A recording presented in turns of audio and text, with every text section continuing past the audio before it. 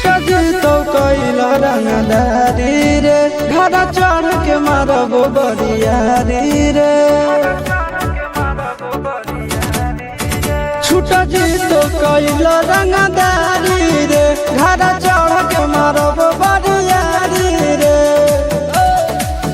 तोरा बाप के न तोरा दादा के चिन्हबो बेटा सब गोली मारबो तैबो के न तोरा बाप के न तोरा दादा के चिन्हबो बेटा सब गोली मारबो तैबो के न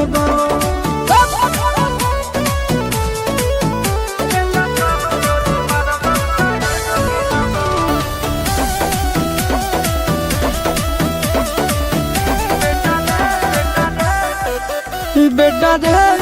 काटा से ठोक देबो चिमनी के भाटा में झोंक देबो देखबो कवन बाप बचैतौ तोरा प्रशासन के गाड़ी भी रोक देबो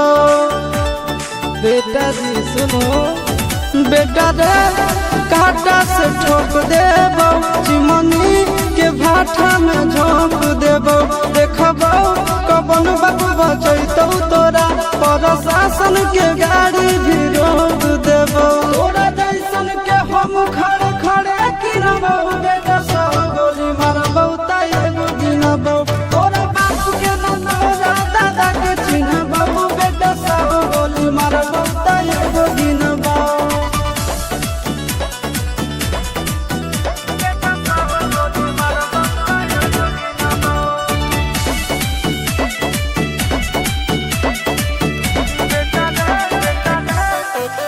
बेटा रे